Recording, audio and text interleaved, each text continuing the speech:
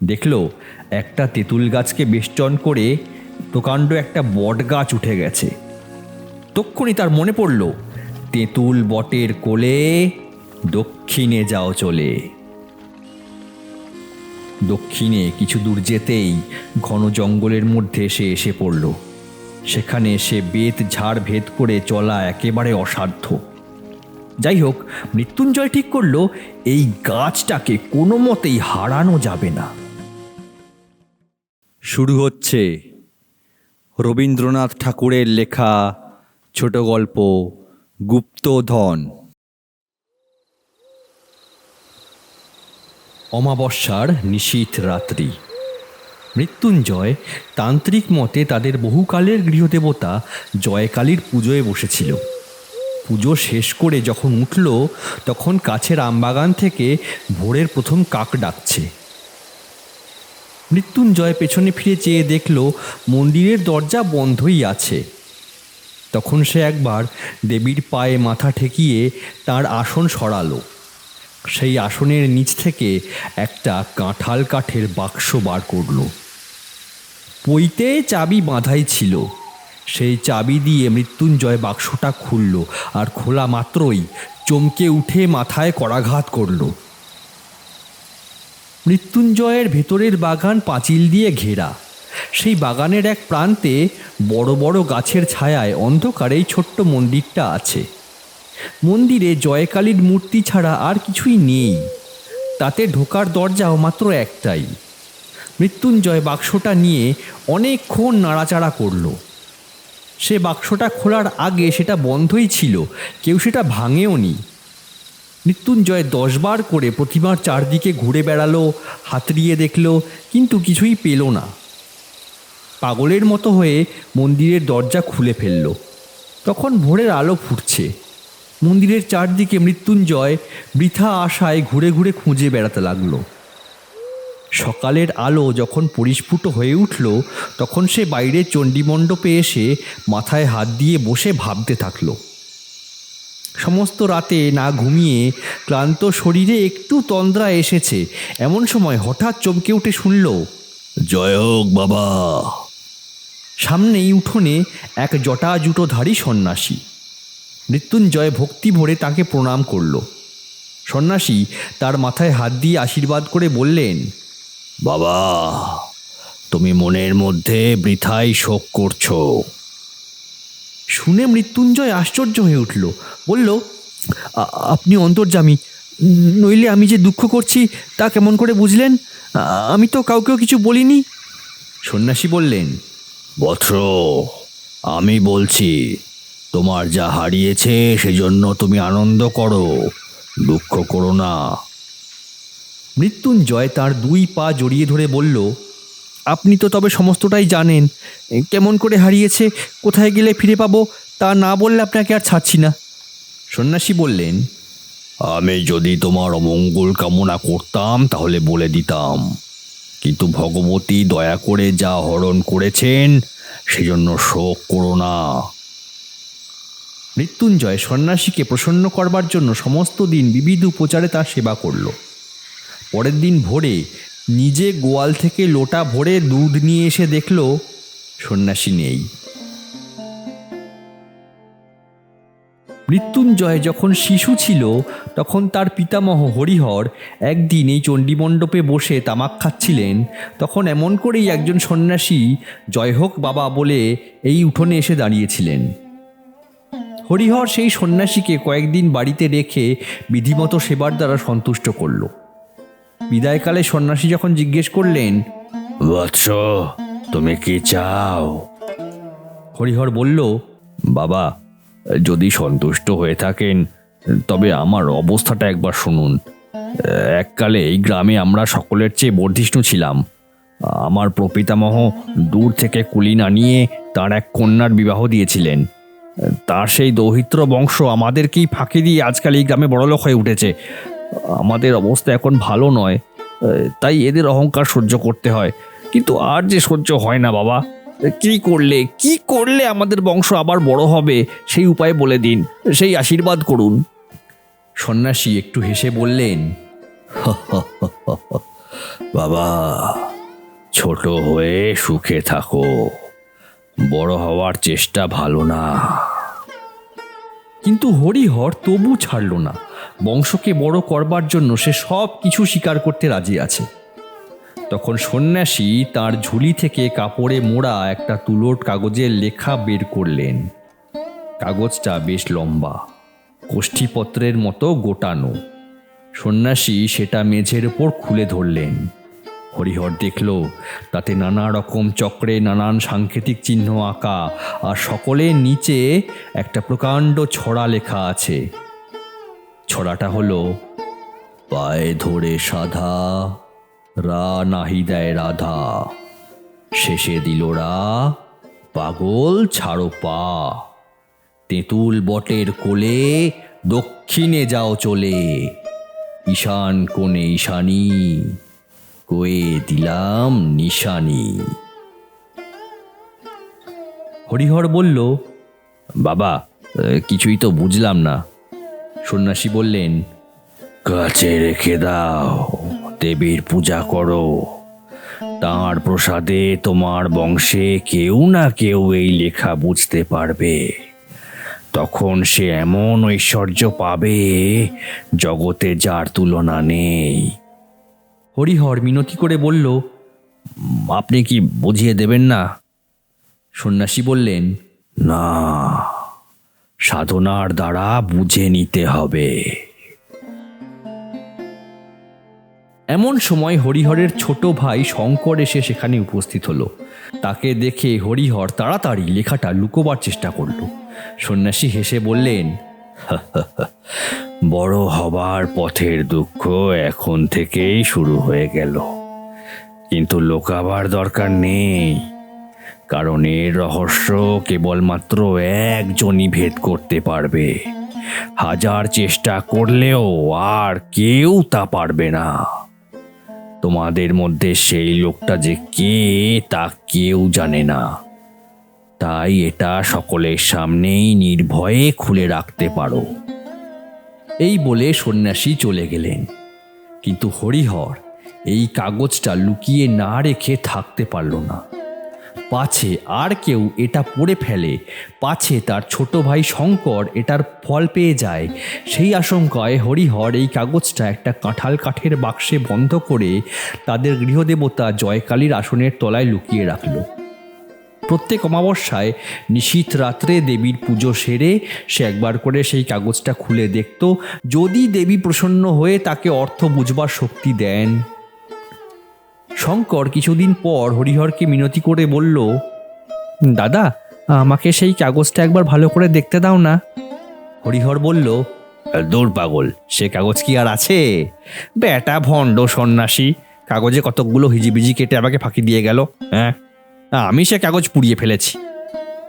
শঙ্কর চুপ করে রইল। হঠাৎ একদিন শঙ্করকে আর ঘরে দেখতে পাওয়া গেল না। তারপর থেকে সে নিরুদ্দেশ। হরিহরের অন্য সমস্ত কাজকর্ম নষ্ট হলো। গুপ্ত ঐশ্বর্যের ধ্যান এক মুহূর্তও সে ছাড়তে পারল না। মৃত্যুকাল উপস্থিত হলে সে তার বড় ছেলে শ্যামাপদকে এই সন্ন্যাসীর দেওয়া কাগজটা দিয়ে গেল। এই কাগজ পেয়ে শ্যামাপদ চাকরি ছেড়ে দিল। জয়কালীর পূজায় আর একান্ত মনে এই লেখা পাঠের চর্চায় তার জীবনটা যে কোন দিক দিয়ে কেটে গেল তা সে নিজেই বুঝতে পারল না। মৃত্যুঞ্জয় শ্যামাপদর বড় ছেলে। পিতার মৃত্যুর পরে সেই সন্ন্যাসী দত্ত গুপ্ত লিখনের অধিকারী হয়েছে। তার অবস্থা উত্তরোত্তর যতই হীন হয়ে আসতে লাগলো, ততই আরও বেশি আগ্রহের সঙ্গে সে ওই কাগজটার প্রতি তার সমস্ত মন নিবিষ্ট করে দিল। এমন সময় গত অমাবস্যার রাতে পুজোর পর লেখাটা আর দেখতে পেল না। সন্ন্যাসীও কোথায় পালিয়ে গেছে। মৃত্যুঞ্জয় বলল, এই সন্ন্যাসীকে ছাড়া যাবে না, সমস্ত সন্ধান এর কাছ থেকেই নিতে হবে। এই বলে সে ঘর ছেড়ে সন্ন্যাসীকে খুঁজতে বের হলো। কিন্তু 1 বছর পথেই কেটে গেল। গ্রামের নাম ধারাগোল। সেখানে মৃত্যুঞ্জয় মুদির দোকানে বসে তামাক খাচ্ছিল আর অন্যমনস্ক হয়ে নানান কথা ভাবছিল। একটু দূরে মাঠের ধার দিয়ে একজন সন্ন্যাসী হেঁটে যাচ্ছিলেন। প্রথমটা মৃত্যুঞ্জয় খেয়াল করেনি। একটু পরে হঠাৎ তার মনে হলো যে লোকটা চলে গেল সেই তো সেই সন্ন্যাসী। তাড়াতাড়ি হুঁকোটা রেখে মুদিকে চমকে দিয়ে সে এক দৌড়ে দোকান থেকে বের হয়ে গেল, কিন্তু সে সন্ন্যাসীকে আর দেখা গেল না। তখন সন্ধ্যের অন্ধকার হয়ে আসছে। অপরিচিত জায়গায় কোথায় যে সন্ন্যাসীকে খুঁজতে যাবে তা সে ঠিক করতে পারল না। দোকানে ফিরে এসে মুদিকে জিজ্ঞেস করলো, ওই যে বড় বনটা দেখা যাচ্ছে, ওখানে কি আছে? মুদি বলল, হ্যাঁ, এককালে ওই বন শহর ছিল, কিন্তু অগস্ত্যমণির সাপে ওখানকার রাজা প্রজা সবাই মরে গেছে। লোকে বলে ওখানে অনেক ধনরত্ন আজও খুঁজলে নাকি পাওয়া যায়, কিন্তু দিনে দুপুরে ওই বনে সাহস করে কেউ যেতে পারে না। যে গেছে সে কিন্তু আর ফেরেনি। মৃত্যুঞ্জয়ের মন চঞ্চল হয়ে উঠল। সমস্ত রাত মুদির দোকানে মাদুরের উপর পড়ে মশার জ্বালায় সর্বাঙ্গ চাপড়ে গেল, আর ওই বনের কথা, সন্ন্যাসীর কথা, সেই হারানো লেখার কথা ভাবতে লাগলো। বারবার পড়ে সেই লেখাটা মৃত্যুঞ্জয়ের প্রায় মুখস্থই হয়ে গেছিল। তাই এই অনিদ্রায় কেবল সেটাই তার মাথায় ঘুরতে লাগলো। পায়ে ধরে সাধা, রা নাহি দেয় রাধা, শেষে দিল রা, পাগল ছাড়ো পা। মৃত্যুঞ্জয়ের মাথা গরম হয়ে উঠল। কোনো মতেই সে এই কটা ছত্র মন থেকে দূর করতে পারল না। অবশেষে ভোরবেলায় যখন তার তন্দ্রা এলো, তখন স্বপ্নে এই 4 লাইনের অর্থ খুব সহজেই সে বুঝে ফেলল। রা নাহি দেয় রাধা, অতএব রাধা রা না থাকলে ধা রইল, শেষে দিল রা, অতএব হলো ধারা।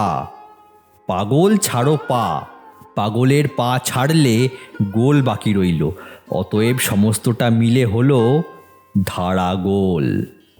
এই জায়গার নাম ধারাগোলই তো বটে। স্বপ্ন ভেঙে মৃত্যুঞ্জয় লাফিয়ে উঠল। সমস্ত দিন বনের মধ্যে ঘুরে সন্ধেবেলায় বহু কষ্টে পথ খুঁজে অনাহারে মৃতপ্রায় অবস্থায় মৃত্যুঞ্জয় গ্রামে ফিরল।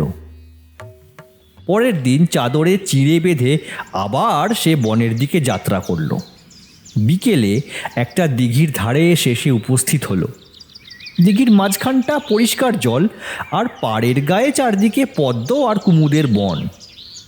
পাথরে বাঁধানো ঘাট ভেঙে চুরে গেছে। সেইখানেই জলে চিড়ে ভিজিয়ে খেয়ে দিঘির চারদিক সে ঘুরে দেখল। দিঘির পশ্চিম পাড়ে হঠাৎ মৃত্যুঞ্জয় থমকে দাঁড়ালো। দেখল একটা তেঁতুল গাছকে বেষ্টন করে প্রকাণ্ড একটা বট গাছ উঠে গেছে। তক্ষুনি তার মনে পড়ল, তেঁতুল বটের কোলে দক্ষিণে যাও চলে। দক্ষিণে কিছু দূর যেতেই ঘন জঙ্গলের মধ্যে সে এসে পড়ল। সেখানে সে বেত ঝাড় ভেদ করে চলা একেবারে অসাধ্য। যাই হোক, মৃত্যুঞ্জয় ঠিক করল এই গাছটাকে কোনো মতেই হারানো যাবে না। এই গাছের কাছে ফিরে আসার সময় গাছের ফাঁক দিয়ে একটু দূরে একটা মন্দিরের চূড়া দেখা গেল। সেই দিকে লক্ষ্য করে মৃত্যুঞ্জয় এক ভাঙা মন্দিরের কাছে এসে উপস্থিত হলো। দেখল কাছেই একটা চুল্লি, পোড়া কাঠ আর ছাই পড়ে আছে। অতি সাবধানে মৃত্যুঞ্জয় ভাঙা দরজাওয়ালা মন্দিরের মধ্যে উঁকি মারল। সেখানে কোনো লোক নেই, প্রতিমাও নেই, কেবল একটা কম্বল, কমণ্ডলু আর গেরুয়া উত্তরীয় পড়ে আছে। তখন প্রায় সন্ধে হয়ে এসেছে। গ্রাম অনেক দূরে। অন্ধকারে বনের মধ্যে রাস্তা খুঁজে পাবে কিনা জানা নেই। তাই এই মন্দিরে মানুষের বাসস্থানের লক্ষণ দেখে মৃত্যুঞ্জয় খুব খুশি হলো। মন্দির থেকে একটা বড় পাথর ভেঙে দরজার কাছে পড়েছিল। সেই পাথরের উপর বসে মাথা নিচু করে ভাবতে ভাবতে মৃত্যুঞ্জয় হঠাৎ পাথরের গায়ে কি যেন লেখা দেখতে পেল। ঝুঁকে পড়ে দেখল একটা চক্র আঁকা। তার মধ্যে খানিকটা স্পষ্ট, খানিকটা অস্পষ্টভাবে কিছু সাংকেতিক অক্ষর লেখা আছে। এই চক্রটা মৃত্যুঞ্জয় চেনে। কত অমাবস্যার রাতে পূজার ঘরে সুগন্ধি ধূপের ধোঁয়ায়, ঘিয়ের জলাপ্রদীপের আলোয়, তুলোট কাগজে আঁকা এই চক্রচিহ্নের ওপর ঝুঁকে পড়ে রহস্য ভেদ করবার জন্য একাগ্র মনে সে দেবীর পুজো করেছে। আজ অভীষ্ট সিদ্ধির অত্যন্ত কাছে এসে তার সর্বাঙ্গ যেন কাঁপতে লাগলো। পাছে সামান্য একটা ভুলে তার সব কিছু নষ্ট হয়ে যায়, পাছে সেই সন্ন্যাসী আবার এসে সমস্ত উদ্ধার করে নিয়ে যায়, এই আশঙ্কায় তার বুকের মধ্যে তোলপাড় হতে লাগলো। এখন যে তার কি কর্তব্য তা সে ভেবে বার করতে পারল না। তার মনে হলো সে হয়তো তার ঐশ্বর্য ভাণ্ডারের ঠিক উপরেই বসে আছে, অথচ কিছুই জানতে পারছে না। বসে বসে সে কালীর নাম জপ করতে লাগলো। সন্ধ্যার অন্ধকার আরো ঘন হয়ে এলো। ঝিঝির ডাকে বনভূমি মুখর হয়ে উঠল। এমন সময় কিছু দূরে ঘন বনের মধ্যে আগুনের শিখা দেখা গেল। মৃত্যুঞ্জয় সেই পাথরটা ছেড়ে উঠে দাঁড়িয়ে পড়ল আর সেই শিখা লক্ষ্য করে হাঁটতে আরম্ভ করল। অনেক কষ্টে কিছু দূর গিয়ে একটা অশ্বত্থ গাছের গুঁড়ির ফাঁক দিয়ে সে স্পষ্ট দেখতে পেল তার সেই পরিচিত সন্ন্যাসী আগুনের শিখায় সেই তুলোট কাগজ মেলে একটা কাঠি দিয়ে ছাইয়ের উপরে এক মনে অঙ্ক কষছে। মৃত্যুঞ্জয়ের ঘরের সেই পৈতৃক তুলোট কাগজ। আরে ভণ্ড, আরে চোর, এই জন্যই সে মৃত্যুঞ্জয়কে শোক করতে নিষেধ করেছিল। আচ্ছা, সন্ন্যাসী একবার করে অঙ্ক কষছে আর একটা মাপকাঠি নিয়ে জমি মাপছে। একটুখানি মেপে হতাশ হয়ে ঘাড় নেড়ে আবার এসে অঙ্ক কষতে বসছে। এমন করে রাত যখন প্রায় শেষ হয়ে এসেছে, যখন ভোরের হাওয়ায় জঙ্গলের গাছগুলোর পাতায় শব্দ হওয়া শুরু হয়েছে, তখন সেই সন্ন্যাসী সেই কাগজটা গুটিয়ে চলে গেল। মৃত্যুঞ্জয় কি করবে ভেবে পেল না। সে এটা বুঝতে পারল সন্ন্যাসীর সাহায্য ছাড়া এই লেখার রহস্য ভেদ করা তার সাধ্য হবে না। আর এই লোভী সন্ন্যাসী যে মৃত্যুঞ্জয়কে সাহায্য করবে না তাও একরকম নিশ্চিত। অতএব লুকিয়ে সন্ন্যাসীর উপর দৃষ্টি রাখা ছাড়া অন্য কোনো উপায় নেই। কিন্তু দিনের বেলায় গ্রামে না গেলে আবার সে খেতে পাবে না। অতএব কাল সকালে অন্তত একবার গ্রামে যাওয়া খুব দরকার। ভোরের দিকে অন্ধকার একটু হালকা হওয়া মাত্রই মৃত্যুঞ্জয় গাছ থেকে নেমে পড়ল। যেখানে সন্ন্যাসী ছাইয়ের মধ্যে অঙ্ক কষছিল সেখানে ভালো করে গিয়ে দেখল, কিন্তু কিছুই বুঝতে পারল না। চারদিক ঘুরেও দেখল জঙ্গলের অন্য অংশের সঙ্গে এই অংশের কোনো পার্থক্যই নেই। জঙ্গলের অন্ধকার যখন ক্রমে ক্ষীণ হয়ে এলো, তখন মৃত্যুঞ্জয় অতি সাবধানে চারদিক দেখতে দেখতে গ্রামের দিকে চলল। তার ভয় ছিল পাছে সন্ন্যাসী তাকে দেখে নেয়। যে দোকানে মৃত্যুঞ্জয় আশ্রয় নিয়েছিল তার কাছেই একজন কায়স্থ গৃহিণী ব্রত উদযাপন করে সেদিন ব্রাহ্মণ ভোজন করাচ্ছিল। সেইখানে আজ মৃত্যুঞ্জয়ের খাওয়া জুটে গেল। কয়েকদিন খাবারের কষ্টের পর আজ তার খাওয়াটা খুবই গুরুতর হয়ে গেল। সেই গুরুভোজনের পর যেমন তামাকটা খেয়ে দোকানের মাদুরটায় একবার গড়িয়ে নেওয়ার ইচ্ছে তার মনে জাগলো, অমনি গত রাতে জেগে থাকা মৃত্যুঞ্জয় ঘুমে একেবারে আচ্ছন্ন হয়ে পড়ল। মৃত্যুঞ্জয় ঠিক করেছিল আজ সকাল সকাল খাওয়া দাওয়া শেষ করে যথেষ্ট বেলা থাকতেই বের হয়ে যাবে, কিন্তু হলো তার ঠিক উল্টো। যখন তার ঘুম ভাঙল তখন সূর্য অস্ত চলে গেছে। তবুও মৃত্যুঞ্জয় কিন্তু দমল না। অন্ধকারেই সে বনের মধ্যে এসে ঢুকল। দেখতে দেখতে রাত্রি ঘনীভূত হয়ে গেল। গাছের ছায়ার মধ্যে দৃষ্টি আর চলে না। জঙ্গলের মধ্যে পথ আটকে আসে। মৃত্যুঞ্জয় যে কোন দিকে কোথায় যাচ্ছে তা কিছুই সে নিজে বুঝতে পারছে না। রাত যখন শেষ হলো তখন সে দেখল সমস্ত রাত সে বনের ধারে একই জায়গায় ঘুরে ঘুরে বেরিয়েছে। কাকের দল কা কা শব্দে গ্রামের দিকে উড়ে গেল। এই শব্দ মৃত্যুঞ্জয়ের কানে ব্যঙ্গের ধিক্কার বাক্যের মতো শোনালো। গণনায় বারবার ভুল, আর সেই ভুল সংশোধন করতে করতে অবশেষে সন্ন্যাসী সুড়ঙ্গের পথ আবিষ্কার করেছেন। সুড়ঙ্গের মধ্যে মশাল নিয়ে তিনি প্রবেশ করলেন। বাঁধানো ভিতের গায়ে শ্যাওলা পড়ে গেছে, মাঝে মাঝে এক জায়গায় জল চুইয়ে পড়ছে। জায়গায় জায়গায় কতগুলো ব্যাঙ গায়ে গায়ে স্তূপাকার হয়ে ঘুম দিচ্ছে। এই পিছল পথ দিয়ে কিছু দূর যেতেই সন্ন্যাসী দেখলেন সামনে দেওয়াল উঠে গেছে, রাস্তা অবরুদ্ধ। তিনি কিছুই বুঝতে পারলেন না।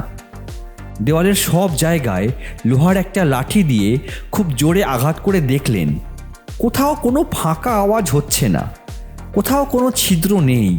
এই পথটার যে এখানেই শেষ তা নিঃসন্দেহ। তাই আবার সেই কাগজ খুলে মাথায় হাত দিয়ে সন্ন্যাসী ভাবতে বসলেন। সে রাত এমন করেই কেটে গেল। পরদিন আবার গণনা শেষ করে সুড়ঙ্গে তিনি প্রবেশ করলেন। সেদিন গুপ্ত সংকেত অনুসরণ করে একটা বিশেষ স্থান থেকে পাথর খসিয়ে একটা শাখা পথ আবিষ্কার করলেন। সেই পথে চলতে চলতে আবার এক জায়গায় পথ এসে আটকে গেল। অবশেষে পঞ্চম রাতে সুড়ঙ্গের মধ্যে প্রবেশ করে সন্ন্যাসী বলে উঠলেন, আজ আমি পথ পেয়েছি, আজ আর আমার কোনো মতেই ভুল হবে না। রাস্তা অত্যন্ত জটিল, তার শাখা প্রশাখার অন্ত নেই। কোথাও এত সংকীর্ণ যে গুড়ি মেরে যেতে হয়। বহু যত্নে মশাল ধরে চলতে চলতে সন্ন্যাসী একটা গোলাকার ঘরের মতো জায়গায় এসে পৌঁছলেন। সেই ঘরের মাঝখানে একটা বিশাল বড় ইদারা।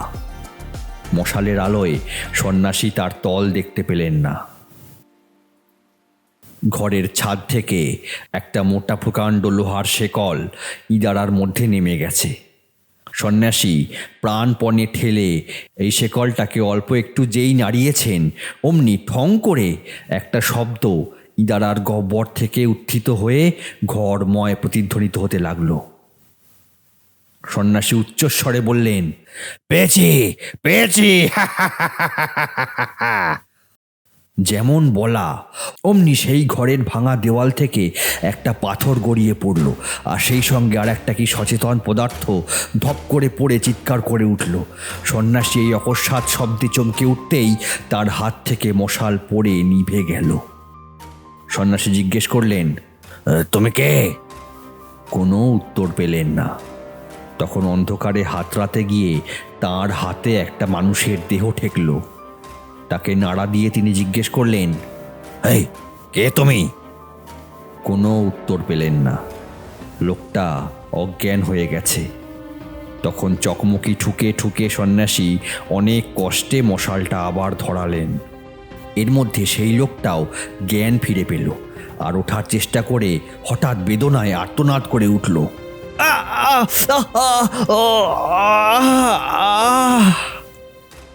সন্ন্যাসী বললেন, এ কি মৃত্যুঞ্জয় যে, তুমি এখানে কি করছো?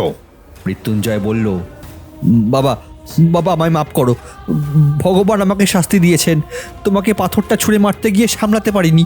পিছলে পাথর শুদ্ধ আমি পড়ে গেছি। পাটা নিশ্চয়ই ভেঙে গেছে গো। উফ।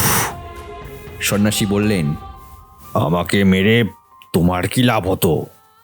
মৃত্যুঞ্জয় বলল, লাভের কথা তুমি জিজ্ঞেস করছো? তুমি কিসের লোভে আমার এই পূজার ঘর থেকে এই লেখাটা চুরি করে এই সুড়ঙ্গের মধ্যে ঘুরে বেড়াচ্ছ? হ্যাঁ, তুমি চোর, তুমি ভণ্ড। আমার পিতামহকে যে সন্ন্যাসী ওই লেখাটা দিয়েছিলেন, তিনি বলেছিলেন আমাদেরই বংশের কেউ এই লিখনের সংকেত বুঝতে পারবে। এই গুপ্ত ঐশ্বর্য আমাদেরই বংশের প্রাপ্য। তাই আমি এ কদিন না খেয়ে না ঘুমিয়ে ছায়ার মতো তোমার পেছনে লেগেছিলাম। আর যখন তুমি বলে উঠলে পেয়েছি, তখন আমি আর থাকতে পারলাম না। আমি তোমার পেছনে এসে ওই গর্তটার মধ্যে লুকিয়ে বসেছিলাম। ওখান থেকে একটা পাথর খসিয়ে তোমাকে মারতেও গেলাম, কিন্তু শরীর দুর্বল, জায়গাটাও খুব পিছল, তাই পড়ে গেছি। এখন তুমি আমাকে মেরে ফেলো সেও ভালো, আমি জখ হয়ে এই ধন সম্পত্তি আগলাবো। তুমি এটা নিতে পারবে না, কিছুতেই পারবে না। যদি নিতে চেষ্টা করো, আমি ব্রাহ্মণ, তোমাকে অভিশাপ দিয়ে এই কুয়োর মধ্যে ঝাঁপ দিয়ে পড়ে আত্মহত্যা করব। এ ধন তোমার ব্রহ্ম রক্ত গো রক্ত তুল্য হবে। এ ধন তুমি কোনো দিন সুখে ভোগ করতে পারবে না। আমাদের পিতা পিতামহ এই ধনের উপরে সমস্ত মন রেখে মরেছেন। এই ধনের ধ্যান করতে করতে আমরা গরিব হয়ে গেছি। এই ধনের সন্ধানে আমি বাড়িতে অনাথা স্ত্রী আর শিশুকে ফেলে খাওয়া ঘুম সব ছেড়ে লক্ষ্মী ছাড়া পাগলের মতো মাঠে ঘাটে ঘুরে বেরিয়েছি। এই ধন তুমি আমার চোখের সামনে থেকে কখনো নিয়ে যেতে পারবে না। সন্ন্যাসী বললেন, মৃত্যুঞ্জয়, তবে শোনো, সব কথা তোমাকে বলি। তুমি জানো তোমার পিতামহের একটা ছোট ভাই ছিল, যার নাম ছিল শঙ্কর? হ্যাঁ, তিনি নিরুদ্দেশ হয়ে বাইরে চলে গেছেন। আমি সেই শঙ্কর। মৃত্যুঞ্জয় হতাশ হয়ে দীর্ঘ নিঃশ্বাস ফেলল। এতক্ষণ এই গুপ্তধনের উপর তার যে একমাত্র দাবি সে সাব্যস্ত করে বসেছিল, তারই বংশের আত্মীয় এসে সে দাবি নস্যাৎ করিয়ে দিলেন। শঙ্কর বললেন, দাদা সন্ন্যাসীর কাছ থেকে লেখাটা পেয়ে অবধি আমার কাছে তার যতভাবে সম্ভব ততভাবে লুকিয়ে রাখবার চেষ্টা করেছিলেন, কিন্তু তিনি যতই লুকিয়ে রাখতে লাগলেন আমার উৎসাহ ততই বেড়ে উঠল। দাদা দেবীর আসনের নিচে বাক্সের মধ্যে ওই লেখাটা লুকিয়ে রাখতেন। আমি তার সন্ধান পেলাম আর একটা চাবি বানিয়ে রোজ অল্প অল্প করে সমস্ত কাগজটা নকল করে ফেললাম। যে দিন নকল করা শেষ হলো সেই দিনই আমি এই ধনের সন্ধানে ঘর ছাড়লাম। আমারও ঘরে অনাথা স্ত্রী এবং একটা শিশু সন্তান ছিল। আজ তারা কেউই আর বেঁচে নেই। কত দেশে দেশে ঘুরেছি, তার বর্ণনা দিয়ে তোমাকে আমি বিরক্ত করতে চাই না। সন্ন্যাসীর দেওয়া এই লেখন নিশ্চয়ই কোনো সন্ন্যাসী আমাকে বুঝিয়ে দিতে পারবেন, এই মনে করে অনেক সন্ন্যাসীর আমি সেবা করেছি। অনেক ভণ্ড সন্ন্যাসী আমার ওই কাগজের সন্ধান পেয়ে তা কেড়ে নেবারও চেষ্টা করেছে। এইভাবে কত বছরের পর বছর কেটে গেছে। আমার মনে এক মুহূর্তের জন্য সুখ ছিল না, শান্তি ছিল না। অবশেষে আগের জন্মের কোনো পুণ্যের ফলে কুমায়ুন পর্বতে বাবা স্বরূপানন্দ স্বামীর সঙ্গ পেলাম। তিনি আমাকে বললেন, বাবা, তৃষ্ণা দূর করো, তাহলে এই বিশ্বব্যাপী অক্ষয় সম্পদ আপনি তোমাকে ধরা দেবে। তিনি আমার মনের দাহ জুড়িয়ে দিলেন। তার প্রসাদে আকাশের আলো আর ধরণীর শ্যামল লতা আমার কাছে রাজ সম্পদ হয়ে উঠল। একদিন পর্বতের নিচে শীতের সন্ধে পরমহংস বাবার ধ্বনিতে আগুন জ্বলছিল। সেই আগুনে আমি কাগজটা পুড়িয়ে ফেললাম। বাবা একটু হাসলেন। সে হাসির অর্থ তখন বুঝিনি, আজ বুঝছি। তিনি নিশ্চয়ই মনে মনে বলছিলেন, কাগজ ছাই করে ফেলা সহজ, কিন্তু কামনা বাসনা এত সহজে ছাই হয় না। কাগজটার আর যখন কোনো চিহ্ন রইল না, তখন আমার মনের চারদিক থেকে একটা নাগপাশ বন্ধন যেন সম্পূর্ণরূপে খুলে গেল। মুক্তির অপূর্ব আনন্দে আমার মন পরিপূর্ণ হয়ে উঠল। আমি মনে করলাম, এখন থেকে আমার আর কোনো ভয় নেই। আমি জগতে আর কিছুই চাই না। এর কিছুদিন পর পরমহংস বাবা কোথায় যেন চলে গেলেন। তাকে অনেক খুঁজলাম, কিন্তু কোথাও তার দেখা পেলাম না। আমি তখন সন্ন্যাসী হয়ে নিরাসক্ত চিত্তে ঘুরে বেড়াতে লাগলাম। অনেক বছর কেটে গেল, সেই লেখাটার কথাও প্রায় ভুলেই গেলাম। এমন সময় একদিন এই ধারাগোলের বনের মধ্যে ঢুকে একটা ভাঙা মন্দিরের মধ্যে যখন রইলাম, তখন দেখলাম মন্দিরের ভিতে জায়গায় জায়গায় নানান রকম চিহ্ন আঁকা আছে, যে চিহ্নগুলো আমি আগে থেকে চিনি। এককালে অনেক দিন যা সন্ধান করে ফিরেছিলাম, তার যে নাগাল পাওয়া যাচ্ছে, তাতে আমার আর কোনো সন্দেহ রইল না। আমার মনে হলো এখানে আর থাকা যাবে না, এই বন ছেড়ে চলে যেতে হবে। কিন্তু ছেড়ে যাওয়া হলো না। মনে হলো দেখাই যাক না কি আছে। কৌতূহল একেবারে নিবৃত্ত করে যাওয়াই ভালো। চিহ্নগুলো নিয়ে অনেক কিছু ভাবলাম, কিন্তু কোনো ফল হলো না। বারবার মনে হতে লাগলো, কেন সেই কাগজটা আমি পুড়িয়ে ফেললাম, সেটা রেখে দিলেই বা এমন কি ক্ষতি হতো। তখন আমি আবার আমার সেই জন্মভিটে ফিরে গেলাম। আমাদের পৈতৃক ভিটে নিতান্ত দুরবস্থা দেখে মনে হলো আমি সন্ন্যাসী, আমার ধনরত্নে কোনো প্রয়োজন নেই, কিন্তু এই গরিবরা তো গৃহী, সেই গুপ্ত সম্পদ এদের জন্য উদ্ধার করে দিলে তাতে দোষ নেই। সেই লেখাটা কোথায় আছে জানতাম, তাই সেটা চুরি করা আমার পক্ষে কিছুমাত্র কঠিন হলো না। তারপর 1 বছর ধরে এই কাগজটা নিয়ে এই নির্জন বনের মধ্যে গণনা করছি আর খুঁজে বেড়াচ্ছি। মনে আর কোনো চিন্তা ছিল না। যতবার বাধা পেয়েছি ততই উত্তরোত্তর আগ্রহ বেড়ে গেছে। পাগলের মতো সারা দিন সারা রাত এই একই জিনিসে আমি ব্যস্ত রয়েছি। এর মধ্যে কখন যে তুমি আমাকে অনুসরণ করছো তা বুঝতে পারিনি। আমি সহজ অবস্থায় থাকলে তুমি কখনোই নিজেকে আমার কাছে লুকিয়ে রাখতে পারতে না, কিন্তু আমি তন্ময় হয়ে গিয়েছিলাম। বাইরের ঘটনা আমার দৃষ্টি আকর্ষণ করতো না। তারপর যা খুঁজছিলাম আজ এই মাত্র তা আবিষ্কার করেছি। এখানে যা আছে পৃথিবীতে কোনো রাজরাজেশ্বরের ভাণ্ডারেও এত সম্পদ নেই। আর একটা মাত্র সংকেত ভেদ করলেই সেই সম্পদ পাওয়া যাবে, কিন্তু এই সংকেতটাই সবচেয়ে কঠিন। কিন্তু এই সংকেতও আমি মনে মনে ভেদ করে ফেলেছি, সেই জন্যই পেয়েছি বলে মনের আনন্দে চিৎকার করে উঠেছিলাম। যদি মনে করি তাহলে আর 1 মুহূর্তের মধ্যে সেই সম্পদের ভাণ্ডারের মাঝখানে গিয়ে আমি দাঁড়াতে পারি। মৃত্যুঞ্জয় শঙ্করের পা জড়িয়ে ধরে বলল, বাবা বাবা, তুমি সন্ন্যাসী, তোমার তো ধন সম্পদের কোনো দরকার নেই। আমাকে আমাকে সেই ভাণ্ডারের মধ্যে নিয়ে যাও। আমাকে বঞ্চিত করো না ঠাকুর, আমাকে বঞ্চিত করো না। শঙ্কর বললেন, আজ আমার শেষ বন্ধন মুক্ত হয়েছে। তুমি ওই যে পাথর ফেলে আমাকে মারতে উদ্যত হয়েছিলে, তার আঘাত আমার শরীরে লাগেনি ঠিকই, কিন্তু তা আমার মহাবরণকে ভেদ করে ফেলেছে। তৃষ্ণার করাল মূর্তি আজ আমি নিজের চোখে দেখলাম। আমার গুরু পরমহংসদেবের নিগূঢ় প্রশান্ত হাস্য এতদিন পরে আমার অন্তরের কল্যাণ দ্বীপে অনির্বাণ আলোক শিখা জাগিয়ে তুলল। মৃত্যুঞ্জয় শঙ্করের পা ধরে আবার কাতর স্বরে বলল, ঠাকুর ঠাকুর, তুমি মুক্ত পুরুষ, আমি মুক্ত নই। আমি মুক্তি চাই না। আমাকে এই ঐশ্বর্য থেকে তুমি বঞ্চিত করো না, দয়া করো ঠাকুর, দয়া করো। সন্ন্যাসী বললেন, বৎস, তবে তুমি তোমার এই লেখাটা নাও। যদি সম্পদ খুঁজে বার করতে পারো তাহলে নিয়ে যেও। এই বলে তিনি তার লাঠি আর কাগজ মৃত্যুঞ্জয়ের কাছে রেখে চলে গেলেন। মৃত্যুঞ্জয় চিৎকার করে বলল, আমাকে দয়া করো, আমাকে ফেলে যেও না, আমাকে দেখিয়ে দাও। কিন্তু সে কোনো উত্তর পেল না। তখন মৃত্যুঞ্জয় লাঠির উপর ভর দিয়ে হাতড়ে হাতড়ে সুড়ঙ্গ থেকে বের হবার চেষ্টা করল, কিন্তু পথ অত্যন্ত জটিল, গোলক ধাঁধার মতো। বারবার সে বাধা পেতে লাগলো। অবশেষে ঘুরে ঘুরে ক্লান্ত হয়ে এক জায়গায় সে শুয়ে পড়ল এবং ঘুম আসতে তার দেরি হলো না।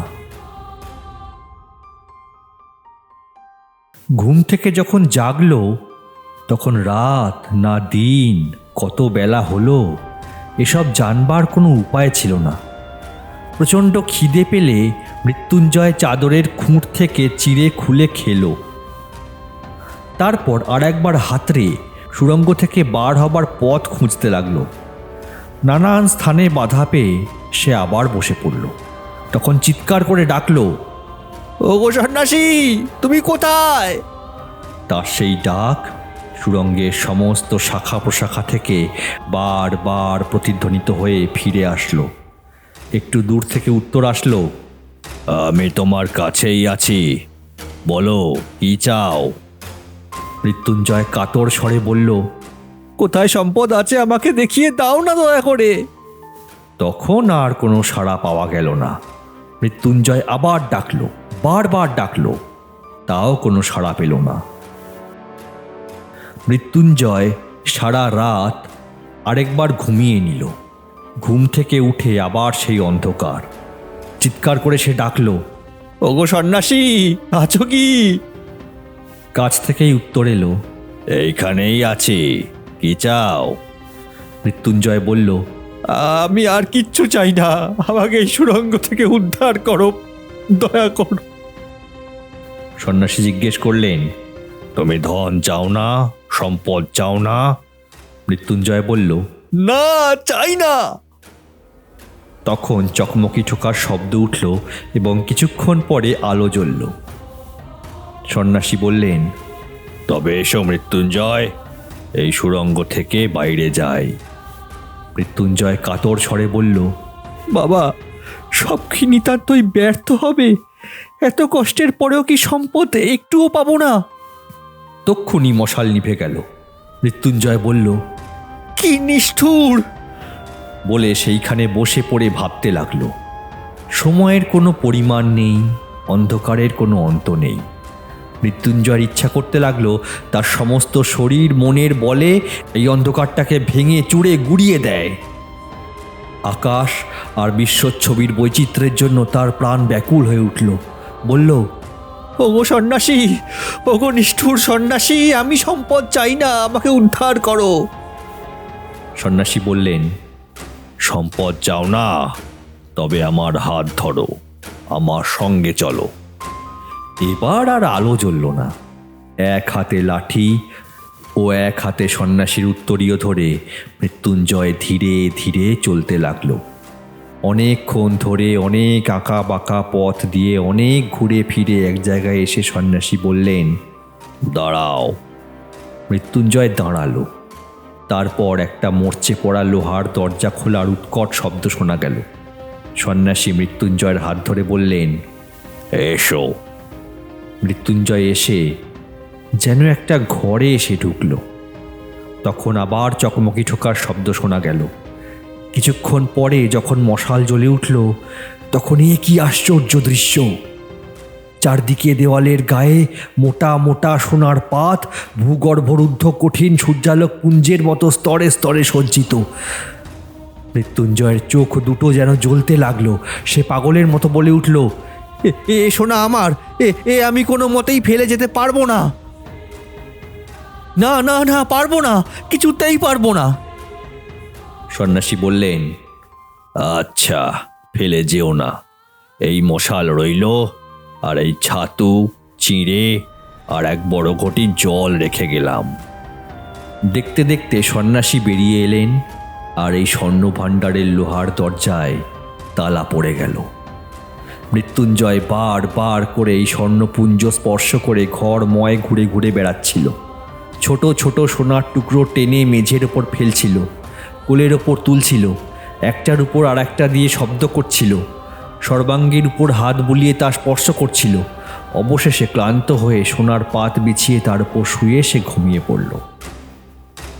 জেগে উঠে দেখল চারদিকে সোনা ঝকঝক করছে, সোনা ছাড়া আর কিছুই নেই। মৃত্যুঞ্জয় ভাবতে লাগলো, পৃথিবীর উপরে হয়তো এতক্ষণে সকাল হয়েছে। সমস্ত জীব জন্তু আনন্দে জেগে উঠেছে। তার বাড়ির পুকুরের ধারের বাগান থেকে সকালে একটা স্নিগ্ধ গন্ধ পাওয়া যেত, তাই কল্পনায় এসে তার নাকে যেন ঢুকছে। সে যেন স্পষ্ট চোখে দেখতে পেল পাতি হাঁসগুলো দুলতে দুলতে আওয়াজ করতে করতে সকালবেলায় পুকুরের জলের মধ্যে এসে পড়ছে, আর বাড়ির ঝি বামা কোমরে কাপড় জড়িয়ে ডান হাতের উপর একরাশি পেতল কাঁচার থালা বাটি নিয়ে ঘাটে এনে সেগুলো ধোয়ার বন্দোবস্ত করছে। মৃত্যুঞ্জয় দরজায় আঘাত করে ডাকতে লাগলো, ওগো সন্ন্যাসী ঠাকুর, আছো কি? দরজা খুলে গেল। সন্ন্যাসী বললেন, বলো। মৃত্যুঞ্জয় বলল, আমি বাইরে যেতে চাই, কিন্তু সঙ্গেই সোনার দুটো একটা পাতও কি নিয়ে যেতে পারবো না? সন্ন্যাসী তার কোনো উত্তর না দিয়ে নতুন মশাল জ্বালালেন, পূর্ণকমণ্ডলু একটা রাখলেন, আর উত্তরীয় থেকে কয়েক মুঠো চিড়ে মেঝের ওপর রেখে বের হয়ে গেলেন। দরজা আবার বন্ধ হয়ে গেল। মৃত্যুঞ্জয় পাতলা একটা সোনার পাত নিয়ে তা দুমড়ে খণ্ড খণ্ড করে ভেঙে ফেলল। সেই খণ্ড সোনাগুলোকে নিয়ে ঘরের চারদিকে খইয়ের মতো ছড়িয়ে দিল। কখনো বা দাঁত দিয়ে কামড়ে সোনার পাতের উপর দাগ বসিয়ে দিল, কখনো বা একটা সোনার পাত মাটিতে ফেলে তার উপর বারবার পা দিয়ে আঘাত করতে লাগলো। মনে মনে বলতে লাগলো, পৃথিবীতে এমন সম্রাট কজন আছে যারা সোনা নিয়ে এমন করে ফেলাছড়া করতে পারে? মৃত্যুঞ্জয়ের যেন একটা প্রলয়ের রোগ চেপে গেল। তার ইচ্ছা করতে লাগলো এই রাশিকৃত সোনাকে চূর্ণ করে ধুলোর মতো সে ঝাঁট দিয়ে উড়িয়ে ফেলে, আর এইভাবে পৃথিবীর সমস্ত সুবর্ণলুব্ধ রাজা মহারাজকে সে অবজ্ঞা করতে পারে। এমন করে যতক্ষণ পারল মৃত্যুঞ্জয় সোনাগুলোকে নিয়ে টানাটানি করে ক্লান্ত দেহে ঘুমিয়ে পড়ল। ঘুম থেকে উঠে সে আবার তার চারদিকে সেই সোনার স্তূপ দেখতে লাগলো। তখন সে দরজায় আঘাত করে চিৎকার করে বলে উঠল, ওগো সন্ন্যাসী, আমি এ সোনা চাই না, এই সোনা আমি চাই না। কিন্তু দরজা খুলল না। ডাকতে ডাকতে মৃত্যুঞ্জয়ের গলা ভেঙে গেল, কিন্তু দরজা খুলল না। এক একটা সোনার পিণ্ড নিয়ে সে দরজার ওপর ছুঁড়ে মারতে লাগলো, কিন্তু তাও কোনো ফল হলো না। মৃত্যুঞ্জয়ের বুক দমে গেল। তবে তবে কি আর সন্ন্যাসী আসবে না? এই সোনার কারাগারের মধ্যে তিলে তিলে তাকে পচে মরতে হবে। তখন সোনাগুলোকে দেখে তার আতঙ্ক হতে লাগলো। বিভীষিকার নিঃশব্দ কঠিন হাসির মতো ওই সোনার স্তূপ চারিদিকে স্থির হয়ে দাঁড়িয়ে রয়েছে, তার মধ্যে স্পন্দন নেই, পরিবর্তন নেই। মৃত্যুঞ্জয়ের মন যে এখন কাঁপছে, ব্যাকুল হচ্ছে, তার সঙ্গে ওদের কোনো সম্পর্ক নেই, বেদনার কোনো সম্বন্ধও নেই। এই সোনার পিণ্ডগুলো আলো চায় না, আকাশ চায় না, বাতাস চায় না, প্রাণ চায় না, মুক্তিও চায় না। এরা এই চির অন্ধকারের মধ্যে দিন দিন উজ্জ্বল হয়ে, কঠিন হয়ে, স্থির হয়ে রয়েছে। পৃথিবীতে কি এখন গোধূলি এসেছে? আহা, সেই গোধূলির সোনা, সে সোনা কেবল একটুখানি সময়ের জন্য চোখ জুড়িয়ে অন্ধকারের প্রান্তে কেঁদে বিদায় নিয়ে যায়। তারপরে কুটিরের প্রাঙ্গণতলে সন্ধ্যা তারা এক দৃষ্টে চেয়ে থাকে। তুলসী তলায় প্রদীপ জেলে বধূ ঘরের কোণে সন্ধ্যা দ্বীপ স্থাপন করে। মন্দিরে আরতির ঘণ্টা বেজে ওঠে। গ্রামের ঘরের অতি ক্ষুদ্রতম তুচ্ছতম ব্যাপার আজ মৃত্যুঞ্জয়ের কল্পনা দৃষ্টির কাছে উজ্জ্বল হয়ে উঠল। তাদের সেই যে ভোলা কুকুরটা লেজে মাথায় এক হয়ে উঠোনের প্রান্তে সন্ধ্যার পর ঘুমিয়ে থাকত, সে কল্পনাও যেন তাকে ব্যথিত করতে লাগলো। ধারাগোল গ্রামে যে কদিন সেই মুদির দোকানে সে আশ্রয় নিয়েছিল, সেই মুদি এতক্ষণ রাতে প্রদীপ নিভিয়ে দোকানের ঝাঁপ বন্ধ করে ধীরে ধীরে গ্রামের বাড়ির মুখে আহার করতে যাচ্ছে। এই কথা মনে করে তার মনে পড়তে লাগলো, মুদি কি সুখেই আছে। আজ কি বার কে জানে। যদি রবিবার হয় তবে এতক্ষণে হাটের লোক যে যার আপন আপন বাড়ি ফিরছে। সঙ্গচ্যুত সাথীকে গলা তুলে ডাকছে, দল বেঁধে খেয়া নৌকায় পার হচ্ছে মেঠো রাস্তা ধরে, শস্য ক্ষেতের আল বেয়ে।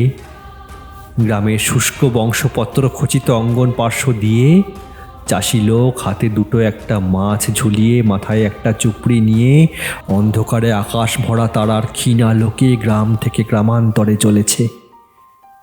পৃথিবীর উপরে এই বিচিত্র বৃহৎ চিরচঞ্চল জীবযাত্রার মধ্যে তুচ্ছতম দীনতম হয়ে নিজের জীবন মিশিয়ে দেবার জন্য শতস্তর মাটি ভেদ করে তার কাছে লোকালয়ের আহ্বান এসে পৌঁছতে লাগলো। সেই জীবন, সেই আকাশ, সেই আলো, পৃথিবীর সমস্ত মণিমাণিক্য তার কাছে দুর্মূল্য বোধ হতে লাগলো। তার মনে হতে লাগলো, কেবল একটুখানি সময়ের জন্য একবার যদি আমার সেই শ্যামা জননী ধরিত্রীর ধূলি ক্রোড়ে সেই উন্মুক্ত আলোকিত নীলাম্বরের তলে সেই তৃণপত্রের গন্ধবাসিত বাতাস বুক ভরে নিয়ে একবার মাত্র শেষ নিঃশ্বাস গ্রহণ করে মরতে পারি, তাহলেও জীবন সার্থক হয়। এমন সময় দরজা খুলে গেল। সন্ন্যাসী ঘরে ঢুকে এসে বললেন, মৃত্যুঞ্জয়, কি চাও? সে বলে উঠল, আমি আর কিচ্ছু চাই না। আমি এই সুড়ঙ্গ থেকে, এই অন্ধকার থেকে, এই গোলক ধাঁধা থেকে, এই সোনার গারদ থেকে শুধু বের হতে চাই। আমি আলো চাই, আকাশ চাই, আমি মুক্তি চাই, মুক্তি চাই।